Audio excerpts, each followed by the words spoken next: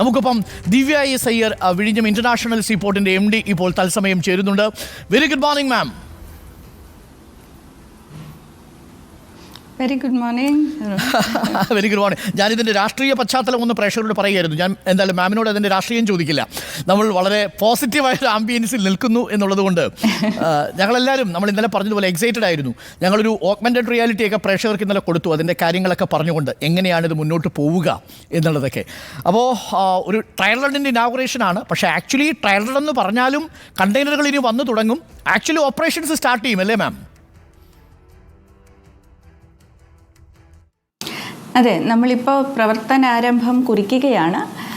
അത് trial run എന്ന് നമ്മൾ സൂചിപ്പിക്കുന്നത് അതിൻ്റെ ഇന്ത്യയിലെ തന്നെ ഏറ്റവും ആദ്യമായി പൂർണ്ണമായും ഓട്ടോമേറ്റഡ് സെമി ഓട്ടോമേറ്റഡ് യന്ത്രങ്ങൾ ഉപയോഗിച്ചുകൊണ്ട് പ്രവർത്തനക്ഷമമാക്കുന്ന തുറമുഖം എന്ന നിലയിൽ ഇതിന് മുൻവിധികളോ മുൻ പരിചയമോ അല്ലെങ്കിൽ അനുഭവ സമ്പത്തോ ഉള്ള പ്രഗത്ഭരില്ല എന്നുള്ളത് തന്നെ കണക്കിലെടുത്തുകൊണ്ട് നമുക്ക് ഒരു ഓൺ ദ ജോബ് ട്രെയിനിങ് എന്നൊക്കെ നമ്മൾ മാനവശേഷിയുടെ ഒരു പരിശീലനത്തിനായി പറയുന്നത് പോലെ തന്നെ പ്രാവർത്തികമായി ഈ യന്ത്രങ്ങളെല്ലാം നമ്മൾ പരിശോധിച്ച് പരീക്ഷിച്ചതിന് ശേഷം മാത്രമേ നമുക്ക് ഏറ്റവും അനുയോജ്യമായിട്ടുള്ള സജ്ജീകരണങ്ങൾ, അത് അവയുടെ സോഫ്റ്റ്വെയറിലാകട്ടെ, അവയുടെ അൽഗോരിതത്തിലാകട്ടെ, അവയുടെ വേഗതയിലാകട്ടെ, അവയുടെ കാലിബ്രേഷനിലാകട്ടെ, ഒത്തൊരുമിച്ച് നമുക്ക് എത്ര ക്രെയിനുകൾ പ്രവർത്തിപ്പിക്കാനാകും, അതിനാവശ്യമായിട്ടുള്ള വൈദ്യുതിയും പവർ റിക്വയർമെൻറ്റും ഒക്കെ നമുക്ക് എത്രമാത്രം നൽകാൻ സാധിക്കും, ഇത് എത്ര വേഗത്തിലാണ് നമുക്ക് ചെയ്യാൻ സാധിക്കുക, അതുപോലെ ഒന്നിലധികം കപ്പലുകൾ വരുമ്പോൾ നമുക്ക് കൈകാര്യം ചെയ്യുവാൻ എങ്ങനെയാണ് സാധിക്കുക തുടങ്ങുന്ന കാര്യങ്ങൾ, അത് അതിൻ്റെ സൂക്ഷ്മാംശങ്ങളാണ് ഒരു തുറമുഖം പ്രവർത്തിക്കുന്നതിന് ഏറ്റവും അനുയോജ്യമായിട്ടുള്ള അളവുകൾ, മാനദണ്ഡങ്ങൾ എന്തൊക്കെയാണ് എന്ന് നിർണ്ണയിക്കുവാനാണ് നമ്മൾ ഈ ട്രയൽ റൺ എന്നുള്ളത് സൂചിപ്പിച്ചിരിക്കുന്നത്. അതിൽ ഈ പറഞ്ഞതുപോലെ യഥാർത്ഥമായിട്ടുള്ള കപ്പലുകളും യഥാർത്ഥമായിട്ടുള്ള കണ്ടെയ്നറുകളും ചരക്കും ഒക്കെ തന്നെയാണ് വരുന്നത്. ഇപ്പോൾ ഓരോ കണ്ടെയ്നറിൻ്റെയും അതിൻ്റെ ഭാരം, അത് കൊണ്ടുവരുന്ന സാമഗ്രികൾ എന്താണ് എന്നൊക്കെയുള്ളത്, എത്ര കണ്ടെയ്നറുകളാണ് ഒരുമിച്ച് ഒരു കപ്പലിൽ വരുന്നത്, അവയിൽ എത്രയാണ് ഇവിടെ ഇറക്കുന്നത്, ഇതെല്ലാം തന്നെ നമുക്ക് പരീക്ഷണ അടിസ്ഥാനത്തിൽ പല വിധത്തിലുള്ള കണ്ടെയ്നറുകളും കപ്പലുകളും പ്രവർത്തനങ്ങളും ഒക്കെ ഈ ഒരു 2 മാസ കാലയളവിൽ നമ്മൾ മുൻകൂട്ടി കണ്ടുകൊണ്ട് ആ രീതിയിൽ കപ്പലുകൾ ഷെഡ്യൂൾ ചെയ്യുകയും അവയെല്ലാം തന്നെ ഒരു പെർഫെക്ഷനിലേക്ക് എത്തിക്കുക എന്ന് നമ്മൾ പറയുന്നത് പോലെ നമ്മുടെ യന്ത്രങ്ങളെല്ലാം തന്നെ പെർഫെക്ഷനിലേക്ക് എത്തിക്കുക എന്നുള്ള ഒരു ലക്ഷ്യത്തോടു കൂടിയാണ് ഈ ട്രയൽ റൺ ഇപ്പോൾ നമ്മൾ നടത്തുന്നത്. ട്രയൽ റൺ ഇനി സെപ്റ്റംബറിൽ കമ്മീഷൻ ചെയ്യുന്നതിന് മുമ്പ് നമ്മൾ ഇതെല്ലാം പ്രവർത്തന സജ്ജമാക്കണം, ഇതിൻ്റെ ഓപ്പറേഷൻ എറർ ഫ്രീ ആയിട്ട് ചെയ്യണം. അതാണ് ട്രയൽ റണ്ണിൻ്റെ ഉദ്ദേശമെന്ന് പ്രേക്ഷകർക്ക് മനസ്സിലായി. മാം, ഞാൻ ചോദിക്കട്ടെ, ഈ റോട്ടർഡാമിലോ സലാലയിലോ ഒക്കെ മാം പോയിട്ടുണ്ടോ? ദുബായിൽ തീർച്ചയായിട്ടും പോയിട്ടുണ്ടാവും എന്നറിയാം. ഇതിൻ്റെ പഠനവുമായി ബന്ധപ്പെട്ടോ ഇതെങ്ങനെയാണ് ഈ ഓപ്പറേറ്റ് ചെയ്തതെന്ന് അറിയാനോ ഒക്കെ? ഇല്ല, ഞാൻ പോയിട്ടില്ല.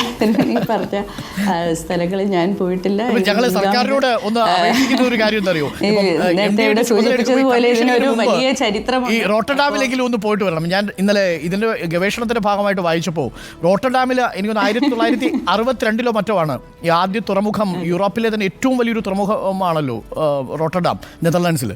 അപ്പോൾ അവിടെയുള്ള ഓപ്പറേഷൻസ് ഒക്കെ വളരെ ക്വിക്കാണ്, വളരെ ഫാസ്റ്റായിട്ടാണ് അത് മൂവ് ചെയ്യുന്നത്. യൂറോപ്പിലെ ഏറ്റവും വലിയ തുറമുഖമായിട്ടൊക്കെ മാറാൻ സാധിച്ചു.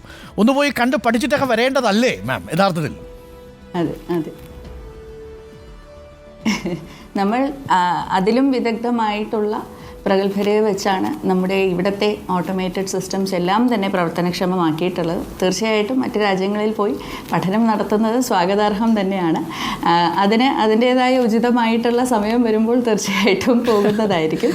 പക്ഷെ നമ്മുടെ ഇവിടുത്തെ യന്ത്രങ്ങളുടെ അല്ലെങ്കിൽ ഇവിടുത്തെ സോഫ്റ്റ്വെയറിൻ്റെ ഏറ്റവും വലിയൊരു പ്രത്യേകത എന്ന് പറയുന്നത് ഭാരതത്തിൽ നമ്മളിപ്പോൾ മേക്ക് ഇൻ ഇന്ത്യ എന്ന് പറയുന്നത് പോലെ തന്നെ ഭാരതത്തിൻ്റെ ഉള്ളിൽ നമ്മൾ വികസിപ്പിച്ചെടുത്ത നമ്മുടെ സോഫ്റ്റ്വെയറുകളും സിസ്റ്റംസും വെസൽ ട്രാക്കിംഗ് മാനേജ്മെൻറ്റ് സിസ്റ്റംസും ഒക്കെ വിനിയോഗിച്ചാണ് നമ്മൾ ഈ തുറമുഖം ചെയ്യുന്നത് എന്നുള്ളതാണ് അതിൻ്റെ ഒരു പ്രത്യേകത കൂടി. സോ അതിലും നമുക്ക് ഒരു ഇന്ത്യക്കാരൻ എന്ന രീതിയിൽ തീർച്ചയായിട്ടും അഭിമാനിക്കാം എന്ന് പറയാൻ.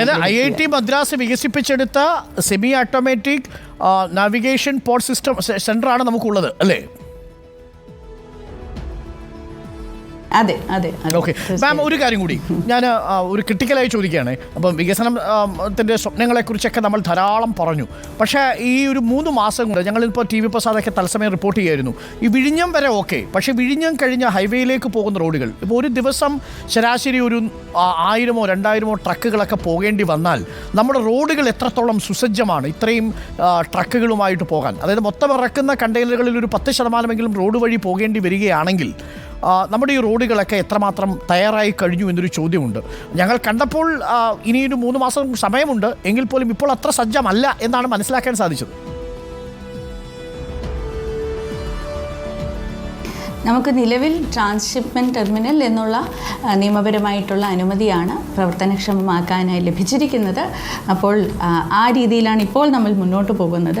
ഈ പറയുന്ന നമ്മുടെ ഗേറ്റ് വേ കാർഗോ അല്ലെങ്കിൽ എക്സിം കാർഗോ, കയറ്റുമതി ഇറക്കുമതി ചരക്ക് വിനിമയം അവിടെ നടത്തുന്നതിന് മുൻപ് തീർച്ചയായിട്ടും നമ്മൾ റോഡ് മാർഗേനയുള്ള ചരക്ക് ഗതാഗതത്തിന് പൂർണ്ണ സജ്ജീകരണം ഉണ്ടായിരിക്കും എന്നുള്ളത് ഉറപ്പാണ്. അപ്പോൾ അതിനായിട്ട് നമ്മൾ സാങ്കേതികമായി എനിക്ക് സംഭവിച്ച പ്രശ്നമാണോ എന്നറിയാനോ, ഒരുപക്ഷെ പ്രേക്ഷകർ തെറ്റിദ്ധരിക്കാതിരിക്കാനാണ്. ഇപ്പോൾ നമുക്ക് അവിടെ ഉള്ളത് ട്രാൻസ്ഷിപ്പിൻ്റെ ലൈസൻസ് മാത്രമാണ്. കാർഗോയുമായി ബന്ധപ്പെട്ട്, അതായത് റോഡ് മാർഗം ഈ കണ്ടെയ്നറുകൾ മാറ്റാനുള്ള അനുമതി ഇപ്പോൾ നമുക്ക് ലഭിച്ചിട്ടില്ല. അതിനി നമുക്ക് ലഭിക്കുന്നതാണ് അല്ലേ? അതിന് താമസം ഉണ്ടാവും. ഈ കമ്മീഷനിങ് ചെയ്യുന്ന സമയത്ത് തന്നെ നമുക്കത് കിട്ടുമോ? നമ്മൾ അതിനു വേണ്ടി ശ്രമിക്കുന്നുണ്ടോ? എങ്ങനെയാണ് ഇതിൻ്റെ സാങ്കേതികത്വം? അതെ അതെ തീർച്ചയായിട്ടും കമ്മീഷനിങ് ചെയ്യുന്ന സമയത്ത് തന്നെ നമുക്കത് ലഭിക്കുന്നതായിരിക്കുമെന്ന് തന്നെയാണ് ഇപ്പോൾ പ്രതീക്ഷിക്കുന്നത്. അതിനാവശ്യമായിട്ടുള്ള നടപടികളെല്ലാം തന്നെ നമ്മൾ സ്വീകരിക്കുന്നുണ്ട്. നമുക്ക് NH-ലൂടെ, നാഷണൽ ഹൈവേയിലൂടെ ചരക്ക് ഗതാഗതം നടത്തുവാനുള്ള സജ്ജീകരണങ്ങൾ, അത് താൽക്കാലികമായി ചെയ്യേണ്ടുന്ന പ്രവർത്തികൾ എന്താണ്, ദീർഘവീക്ഷണത്തോടു കൂടി ഒരുപക്ഷെ കുറച്ചുകൂടി സമയമെടുത്തുകൊണ്ട് നടത്തേണ്ടുന്ന വളരെ വിപുലമായിട്ടുള്ള ആധുനികമായിട്ടുള്ള നടപടികൾ എന്താണ് എന്നുള്ളതിനെക്കുറിച്ചുള്ള വിശദമായിട്ടുള്ള ഡിസൈൻ സഹിതം എല്ലാം തയ്യാറാണ്. അത് നാഷണൽ ഹൈവേ അതോറിറ്റിയുമായും നമ്മുടെ കേരള സർക്കാർ ത്വരിതഗതിയിൽ ചർച്ചകൾ നടത്തി അതിൻ്റെ അപ്രൂവൽ സഹിതം വാങ്ങി നിൽക്കുന്ന ഒരു സാഹചര്യമാണ്. ഈ സെപ്റ്റംബറിന് മുൻപ് സമാന്തരമായി തന്നെ അതിന്റെ വികസനമൊക്കെ ഉണ്ടാവുമല്ലേ, റോഡിന്റെ ആണെങ്കിലും മറ്റ് സൗകര്യങ്ങളുടെയൊക്കെ? അതെ അതെ അതെ താൽക്കാലികമായിട്ട്, അതായത് ഷോർട്ട് ടേം ഗോൾസും നമുക്ക് ലോങ് ടേം ഗോൾസും ഉണ്ടായിരിക്കുമല്ലോ. അപ്പോൾ ഈ ഒരു ഹ്രസ്വകാല അടിസ്ഥാനത്തിൽ നമുക്ക് എങ്ങനെയാണ് അത് സാധ്യമാക്കുക എന്നുള്ളതിനായിട്ട് ഒരു പ്രത്യേക പദ്ധതി നമുക്കുണ്ട്. ദീർഘകാല അടിസ്ഥാനത്തിൽ എങ്ങനെയാണ് അതിന് വിപുലമായിട്ടുള്ള ഏറ്റവും ആധുനിക തരത്തിലുള്ള ഗതാഗത സാഹചര്യങ്ങൾ റോഡിൽ ഒരുക്കുക എന്നുള്ളതിന് വേണ്ടി നമ്മുടെ ഒരു ക്ലോവർ ലീഫ് സ്ട്രക്ചർ ഉൾപ്പെടെയുള്ള, അതായത് നമ്മളിപ്പോൾ വിദേശ രാജ്യങ്ങളിലാണെങ്കിലും ഇന്ത്യയിൽ മറ്റൊന്നോ രണ്ടോ സ്ഥലത്ത് മാത്രം കാണുന്ന തരത്തിലുള്ള ഓവർ ബ്രിഡ്ജ് സ്ട്രക്ചേഴ്സ് ആണെങ്കിലും എല്ലാം നമ്മൾ ദീർഘകാല അടിസ്ഥാനത്തിൽ തീർച്ചയായിട്ടും അതും നമ്മുടെ പദ്ധതിയിലുണ്ട്. ഇത് ഞാൻ ഒരു കാര്യം കൂടി ചോദിച്ചോട്ടെ, അത് വ്യക്തിപരമായ ഒരു ചോദ്യമാണ്. ഈ പദ്ധതിയൊക്കെ ഉദ്ഘാടനം ചെയ്യാൻ പോകുന്ന സമയത്ത് പ്രതിപക്ഷത്തിൻ്റെയൊക്കെ ഈ ചില മുറിവുറുപ്പുകളൊക്കെ ഉണ്ടല്ലോ, ഫ്ലെക്സ് യുദ്ധങ്ങളുണ്ട്, ആരാണ് ഇതിൻ്റെ ക്രെഡിറ്റ് അവകാശപ്പെട്ടത് എന്ന ചോദ്യങ്ങളൊക്കെ ഉണ്ടാവും. പ്രത്യേകിച്ച് വീട്ടിൽ ഒരു പ്രതിപക്ഷ നേതാവ് കൂടി ഉള്ളതുകൊണ്ട് അത്തരം വിവാദങ്ങളൊക്കെ എപ്പോഴെങ്കിലും ദിവ്യ എസ് അയ്യരെ അലട്ടാറുണ്ടോ? കാര്യം താങ്കൾ ഈ ചുമതല വഹിക്കുന്ന ഒരു MD എന്ന നിലയിൽ. ഇല്ല, ഒരിക്കലുമില്ല. കർമ്മനിരതയായി പ്രവർത്തിക്കുക എന്നുള്ളത് മാത്രമാണ് തീർച്ചയായിട്ടും ഇത് കേരള ജനതയുടെ വിജയമാണ് എന്ന് തന്നെയാണ്. തീർച്ചയായിട്ടും അത് തന്നെയാണ് കേരള ജനതയുടെ വിജയം. അത് നമ്മൾ കൃത്യമായിട്ട് പ്രേക്ഷകരെ കാണിക്കും. അതായത് ഇപ്പോൾ ഈ ഇൻവിറ്റേഷൻ ലെറ്റർ എഴുതുന്ന കൂട്ടത്തിലെ 6ഓളം മന്ത്രിമാരുണ്ട്. കേന്ദ്രത്തിൽ നിന്നൊരു മന്ത്രി വരുന്നു. അപ്പോൾ പ്രതിപക്ഷ നേതാവിൻ്റെ പേര് കൂടി എഴുതിക്കൂടെ എന്ന് എപ്പോഴെങ്കിലും തോന്നിയിരുന്നോ എന്നതാണ് എൻ്റെ ചോദ്യം. ഓപ്പണ ചോദിച്ചാൽ ഇല്ല, അതിനുള്ള മറുപടി ആദരണീയനായ തുറമുഖ വകുപ്പ് മന്ത്രി നൽകി കഴിച്ചു എന്നാണ് ഞാൻ മനസ്സിലാക്കുന്നത്. നമ്മൾ പ്രോട്ടോകോൾ അനുസരിച്ച് എന്താണോ ചെയ്യേണ്ടുന്നത് അത് ഉദ്യോഗസ്ഥ എന്ന നിലയിൽ ഞങ്ങൾ തീർച്ചയായിട്ടും നിർവഹിച്ചിട്ടുണ്ട്. Thank you.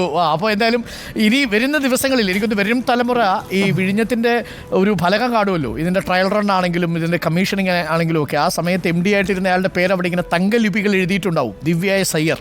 അതൊരു വലിയ ഭാഗ്യമായി കണക്കാക്കുന്നില്ലേ?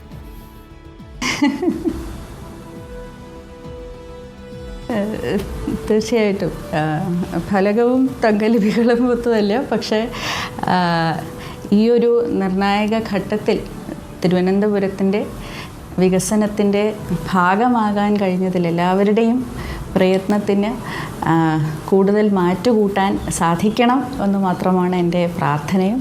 അതിലേറെ കൃതജ്ഞതയും ഈ ഒരു സൗഭാഗ്യം സിദ്ധിച്ചതിൽ മനസ്സിലുണ്ട്. Thank you Divya S Iyer. Divya S Iyer പറഞ്ഞതുപോലെ കേരളത്തിൻ്റെ വിജയമാണ് എന്നതാണ് tag. Thank you, thanks a lot. അപ്പോൾ ഓൾ ദ ബെസ്റ്റ്. ട്രയൽ റണ്ണിൻ്റെ ഉദ്ഘാടനത്തിലാണെങ്കിലും വരും ദിവസങ്ങളിൽ കമ്മീഷനിങ്ങിലേക്ക് അടുക്കുന്ന ഘട്ടത്തിലുള്ളതിൻ്റെ പശ്ചാത്തല വികസനത്തിലാണെങ്കിലും പൂർണ്ണമായിട്ടുള്ള പിന്തുണയും ഞങ്ങൾ വാഗ്ദാനം ചെയ്യുന്നു. Thank you ma'am, thanks a lot. All the best.